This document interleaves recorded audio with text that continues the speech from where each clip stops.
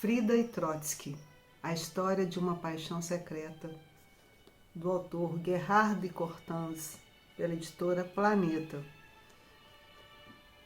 Adorei. Eu acho dificílimo falar sobre esse livro, porque cada página traz um universo a ser compreendido, a ser desvendado. Então, não seria possível fazer uma resenha que fosse sobre esse livro. Então, a minha vontade era dizer, leiam, tchau, e desligar o vídeo. Mas vou falar um pouquinho sobre ele.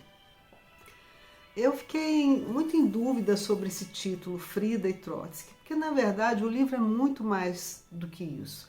Eu acho que inclusive ele aborda muito mais a Frida do que o Trotsky.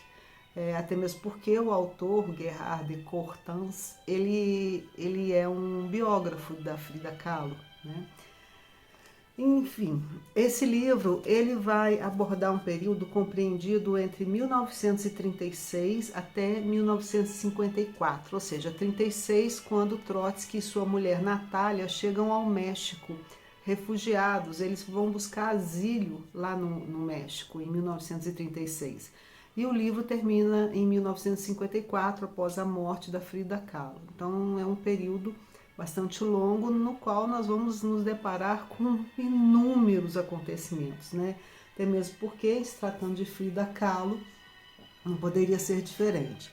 A Frida, ela era casada com Diego Rivera, um muralista mexicano, ou seja, um pintor que produzia obras de arte imensas, né? Grandes painéis, ele era reconhecido no mundo todo, muito famoso. E ela, no princípio aqui, ela não era muito reconhecida, muito famosa. Ela pintava quadros, pintava telas, né? E os dois eram casados, eu acho que o casamento deles durou 25 ou 30 anos, não sei. Eles se separaram, se casaram novamente, isso tudo está retratado aqui. Todos os dramas. Esse Diego Rivera, depois vocês deem uma olhada nas fotos dele para saberem como ele era, quem ele era. Ele era um cara assim muito sedutor, ele tinha muitas amantes, ele se envolvia com muitas mulheres e parecia assim que no casamento da Frida e do Diego havia um certo pacto no qual os dois poderiam ter esse casamento mais aberto, né? Tanto que ela também tinha lá seus amantes. Mas quando ele se envolveu com a irmã dela, Cristina, isso magoou a Frida profundamente. Então, eles tinham uma relação muito complexa de amor, um amor muito complexo. Eles se amavam e se odiavam na mesma medida, né? E o que acontece? O Diego Rivera, ele era comunista, então ele ofereceu o apoio ao Trotsky e à mulher dele, a Natália, que estavam vindo fugidos de Stalin, ele estava com uma sentença de morte, né? E o Trotsky vai para o México e o casal Frida e Diego cedem a casa deles. Na verdade, a casa era da Frida, a famosa Casa Azul. Pesquisem sobre essa casa, hoje ela é o Museu Frida Kahlo. E eles cedem essa casa para que o Trotsky possa morar ali, né?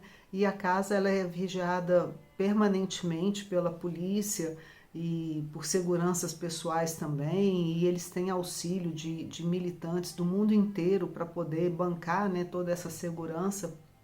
E eles ficam ali morando na Casa Azul, e Diego e Frida se mudam para uma outra casa que é deles também, né? E enfim, Frida, ela começa a se envolver amorosamente com Trotsky. Eles se apaixonam, vivem um caso de amor que depois termina, né? Mas aqui mesmo é dito que Frida, ela nunca terminava definitivamente os romances que ela tinha. Ela permanecia ligada de alguma forma aos seus amantes, né? Ela amava todos eles. E o Trotsky fica morando nessa casa com Natália, e aí a gente vai acompanhar toda a história, todo o processo, vai entender a perseguição stalinista, né? No México havia um partido comunista, só que o partido comunista lá no México era ligado a Stalin, então dentro do México havia tanto um grupo que apoiava Trotsky quanto um grupo que apoiava Stalin. Então o Trotsky estava em permanente ameaça, né, de morte. E aí a gente vai acompanhar muitos assim acontecimentos cotidianos. É preciso ressaltar que isso aqui é uma ficção histórica, né? É um romance, é uma ficção, mas baseada em dados históricos. Ou seja, o autor teve acesso a documentos, porque Frida Kahlo e Diego Rivera deixaram, e Trotsky também, né, deixaram muita coisa escrita, muitas cartas, muitos diários. Então o autor teve acesso a esse material e construiu essa ficção histórica, que também eu fiquei pensando, né, será que isso é ético? Fui ler sobre isso, tem muitas pessoas que não concordam com isso, né, porque o autor acaba colocando é, situações e também palavras nas bocas de personagens que são reais, que existiram, né? São personagens históricos. Mas enfim, é um livro saborosíssimo para se ler. Então nós vamos acompanhar aqui toda essa trajetória, né, do Trotsky lá no México, e principalmente a Frida, gente. Os movimentos todos da Frida, um pouco da história da vida dela. Gente, que vida sofrida, que vida difícil. A Frida Kahlo, aos 18 anos, sofreu um acidente seríssimo. Parece que ela estava viajando num bonde e esse bonde colidiu com um ônibus e eram feitos de madeira, não sei. E parece que uma barra de ferro perfurou o corpo da Frida. E ela teve assim sequelas seríssimas que acompanharam durante toda a vida. A coluna dela foi fraturada, o pé dela foi esmagado. Assim, ela passou por inúmeras cirurgias, ela sentia dores horríveis, ela estava sempre nesse processo de dor, enfim, foi muito difícil a Frida Kahlo nesse enfrentamento do restabelecimento da sua saúde, que na verdade ela nunca conseguiu, né? Ela sofreu muito, mas mesmo assim ela nunca perdeu suas cores, sua alegria e o prazer que ela sentia, né? De viver e de se relacionar com as pessoas. Ela era muito querida, muito amada e ela era bissexual, então ela tinha relacionamentos também com mulheres, muitos amores, muitos amores, ao mesmo tempo em que ela enfrentava, né, essa situação relacionada à sua saúde. E, enfim, é uma mulher fascinante. Não dá para ler esse livro e esquecer Frida Kahlo, né? E uma coisa que eu achei muitíssimo interessante nesse livro, eu demorei muito para ler esse livro, muito mesmo, acho que umas 3 semanas, 2, 3 semanas. Ele tem em torno de 285 páginas, quer dizer, não é um livro muito grande, mas por que eu demorei? Porque no decorrer da narrativa há muitas referências às obras de Frida Kahlo. Por exemplo, existe um acontecimento e aí ela pinta um quadro. E esse quadro está relacionado com esse acontecimento. E aí, óbvio, né, que eu fui buscar as imagens, eu fui buscando uma por uma, eu queria ver a tela. E quando você abre a tela e você vê a tela, vê o quadro e entende por que esse quadro foi pintado, tudo se relaciona, tudo conversa. Então, é muito impressionante. As obras de arte da Frida Kahlo contam a história de vida dela. E não dá para se desvencilhar disso. Então, ao mesmo tempo em que se lê o livro, se pensa sobre o livro, também se observa os quadros, as telas, as pinturas. E eu passava muito tempo pensando naquilo, olhando para aquilo, por isso que eu demorei tanto a ler, né? Bom, a Frida, aqui tem várias menções a várias figuras históricas, figuras reais, personagens reais, né? Por exemplo, tem o Breton, que é um grande surrealista, né? Dizem até o cara que inaugurou o movimento surrealista no mundo. E esse cara, ele vai ao México para conhecer a Frida Kahlo. E ele tem uma cena engraçadíssima, ele diz a ela, ele elogia muito o trabalho dela e diz a ela que ela é uma surrealista. Aí ela olha para ele e diz assim, bom, eu acabei de saber que eu sou uma surrealista. Ela era muito irônica, muito debochada, inteligentíssima, né? São muito saborosas as frases, né, que são atribuídas a ela aqui. E esse Breton, eu vou contar só essa passagem.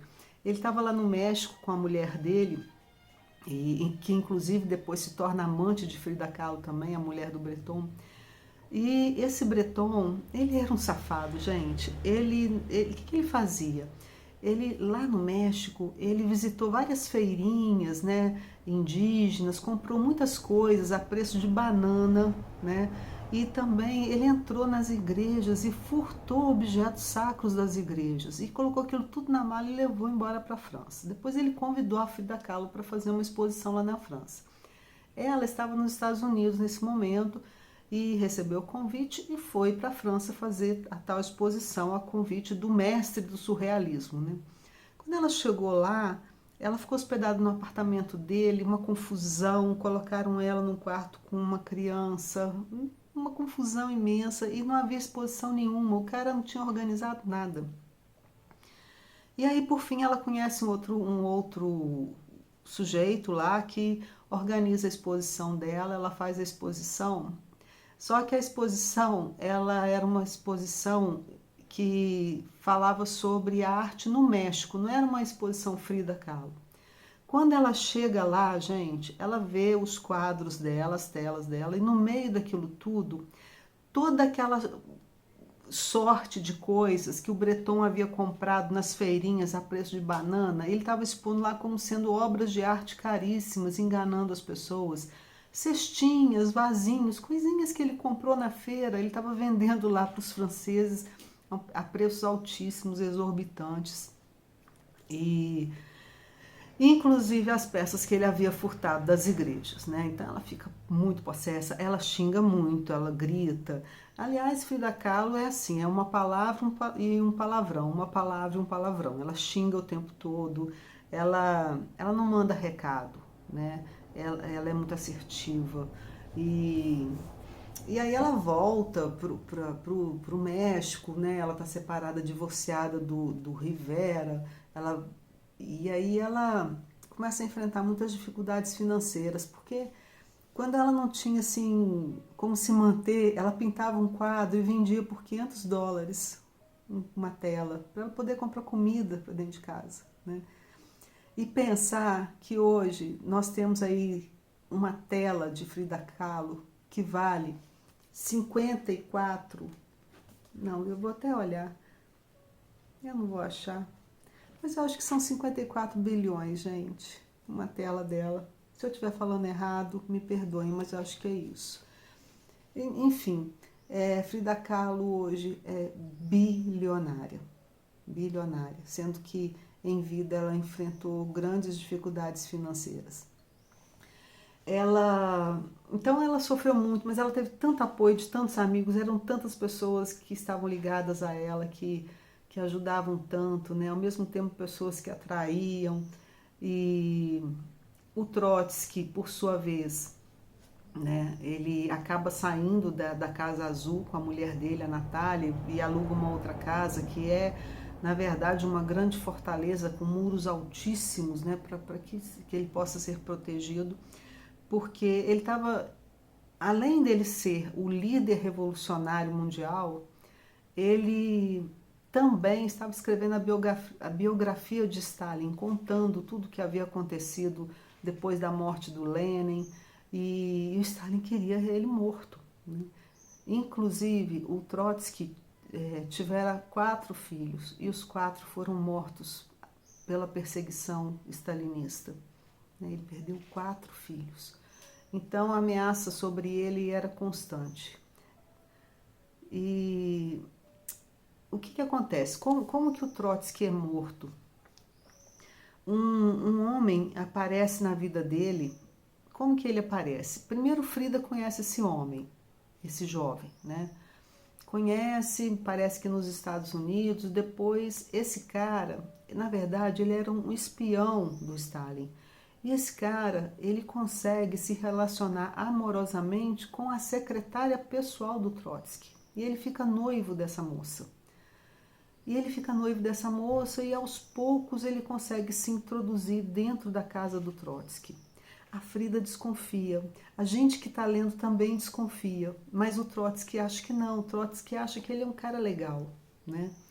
E um dia, esse sujeito, ele, ele pede ao Trotsky que leia um artigo que ele havia escrito.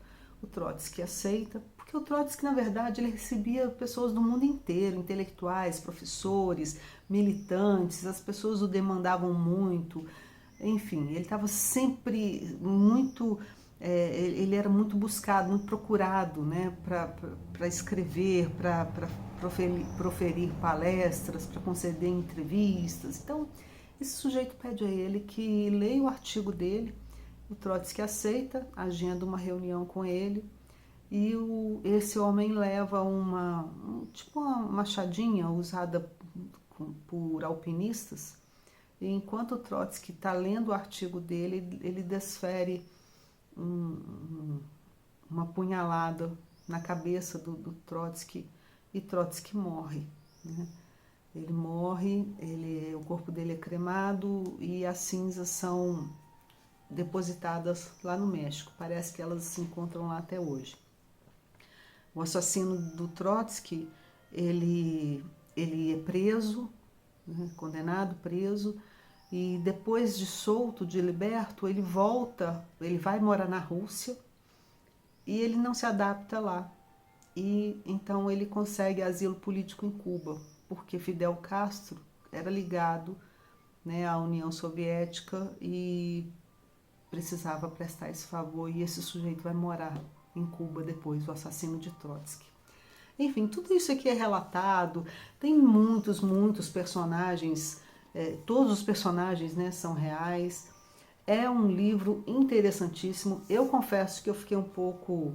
Aqui a imagem da Frida e do Trotsky. Eu fiquei um pouco incomodada com essa questão, né, da ficção histórica. Eu não sei bem, né, como é que a gente pode pensar isso do ponto de vista ético. Mas, de qualquer forma, foi muito válido, tanto para acompanhar esse processo, essa história, quanto principalmente para conhecer a obra de arte, né? Tanto do Diego Rivera, também do marido da Frida, que a gente vai acompanhar por que é que ele pintou os murais, o que aconteceu com esses murais, como ele foi censurado, proibido, depois autorizado, e também esses murais, eles tanto retratam a história do México, a história, né, das revoluções, quanto também a vida pessoal deles, porque ele sempre coloca pessoas reais nos seus murais. E conhecer a obra de arte da Frida, não somente olhando imagens, mas dentro, imersas no contexto de sua produção. Por que ela pintou esses quadros? E por que ela não conseguia vender? Porque as pessoas achavam os quadros dela muito sangrentos, né? Porque sempre tinha ali uma faca, sangue, e tinha algumas coisas consideradas aberrações. Só que isso tudo estava ligado à história de vida dela, que foi tão difícil. Dessa mulher maravilhosa, essa mulher potente, essa mulher autêntica, e que depois desse livro não há como não se apaixonar por ela. Então eu indico a vocês que leiam. E olha a capa, né? A cara dela. Eu indico a vocês a leitura de Frida e Trotsky. Maravilhoso, simplesmente maravilhoso.